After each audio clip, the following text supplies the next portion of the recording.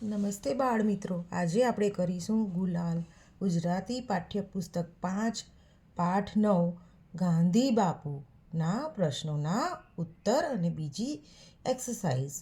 તો ચાલો કરીએ. 1. પ્રશ્નોના ઉત્તર લખો. પ્રશ્ન 1. ગાંધીજીના માતા બાળપણમાં કેવી વાર્તાઓ કહેતા હતા? જવાબ 1. ગાંધીજીના માતા બાળપણમાં તેમને સચ્ચાઈ અને પ્રામાણિકતાની વાર્તાઓ કહેતા હતા. પ્રશ્ન 2. બાળક મોહનદાસના મન પર કઈ 2 ઘટનાનો પ્રભાવ પડ્યો? જવાબ 2. બાળક મોહનદાસના મન પર સત્યવાદી હરિશ્ચંદ્ર નાટક અને શ્રવણની વાર્તાનો પ્રભાવ પડ્યો. પ્રશ્ન 3. ગાંધીજીએ દક્ષિણ આફ્રિકામાં કઈ લડત લડી? શા માટે? જવાબ 3. ગાંધીજીએ દક્ષિણ આફ્રિકામાં કાળા ગોરાના ભેદને કારણે થતા અન્યાય સામે સત્યાગ્રહ કર્યો. દક્ષિણ આફ્રિકામાં કાળા ગોરાના ભેદને કારણે હિન્દીઓ અને આફ્રિકાવાસીઓને વારંવાર અપમાન અને અન્યાય સહન કરવા પડતા હતા. તેથી ગાંધીજીએ સત્યાગ્રહ કરી લડત લડી. પ્રશ્ન 4. ગાંધીજીને આપણે કેમ યાદ કરીએ છીએ? જવાબ 4. ગાંધીજીને આપણે ભારતની આઝાદી માટે તથા તેમણે કરેલા જનકલ્યાણના મહત્ત્વના કાર્યો માટે યાદ કરીએ છીએ. પ્રશ્ન 5. ગાંધીજીએ કયા 2 શસ્ત્રો વડે આઝાદી અપાવી? જવાબ 5. ગાંધીજીએ સત્ય અને અહિંસા તેવા 2 શસ્ત્રો વડે આઝાદી અપાવી. 2. ખાલી જગ્યા પૂરો. 1. ખાલી જગ્યાએ વિશ્વને લડત માટેનું નવું શસ્ત્ર આપ્યું. તો જવાબ આવશે સત્યાગ્રહે. સત્યાગ્રહે વિશ્વને લડત માટેનું નવું શસ્ત્ર આપ્યું. વિદ્યાર્થી જીવનમાં બાળક મોહનદાસે ખાલી જગ્યા નાટક જોયું. તો આવશે સત્યવાદી હરિશ્ચંદ્ર. 3. ગાંધીજી વકીલાતનું ભણવા ખાલી જગ્યા ગયા હતા. તો ક્યાં ગયા હતા? ઇંગ્લેન્ડ.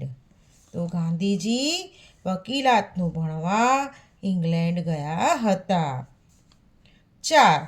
15મી ઓગસ્ટ ઈસવીસન ખાલી જગ્યામાં દેશ આઝાદ થયો. તો 1947. તો 15મી ઓગસ્ટ ઈસવીસન 1947માં દેશ આઝાદ થયો. ભાષા જ્ઞાન. 1. નીચેના વાક્યો વાંચી રંગીન શબ્દોના વિરોધી શબ્દ લખો.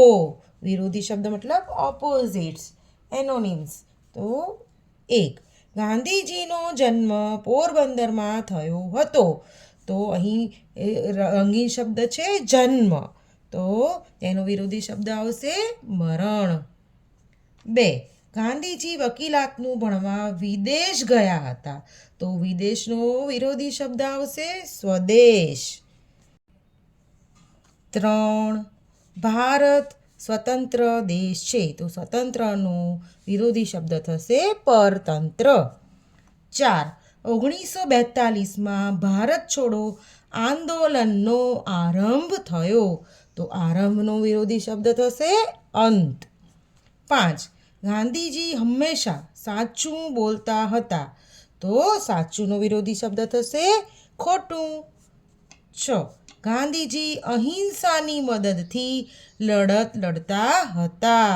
તો અહિંસાનો વિરોધી શબ્દ થશે હિંસા. 2. નીચેના કોઠામાં પ્રકાર પ્રમાણે સંજ્ઞા લખો. તો અહીં બધી સંજ્ઞા આપેલી છે, આપણે તેને વાંચી લઈએ પહેલાં.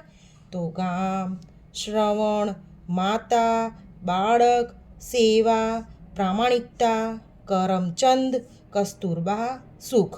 તો 3 સંજ્ઞાને આપણે 3 ભાગમાં ડિસ્ટ્રીબ્યુટ કરવાની છે, વહેંચવાની છે. તો પહેલી આવશે વ્યક્તિવાચક સંજ્ઞા, બીજી જાતિવાચક સંજ્ઞા, ત્રીજી ભાવવાચક સંજ્ઞા. તો પહેલી વ્યક્તિવાચક સંજ્ઞા કઈ કઈ આવશે? તો આમાંથી શ્રવણ, કરમચંદ, કસ્તુરબા. જાતિવાચક સંજ્ઞા કઈ આવશે? ગામ, બાળક, માતા. અને ભાવવાચક સંજ્ઞા આવશે સેવા, પ્રામાણિકતા, સુખ. તો બાળકો, અહીં આપણે એક્સરસાઇઝ પૂરી કરી. તો આ સાથે પાઠ 9 ગાંધી બાપુના પ્રશ્નોના ઉત્તર અને બાકીની એક્સરસાઇઝ આપણે પૂરી કરી. તો મને આશા છે કે તમને વિડીયો પસંદ આવ્યો હશે. જો વિડીયો પસંદ આવ્યો હોય તો મારી સાથે લખીને બોલીને રિવાઇઝ કરજો અને તમારા મિત્રોને શેર કરજો. Okay, bye, thank you.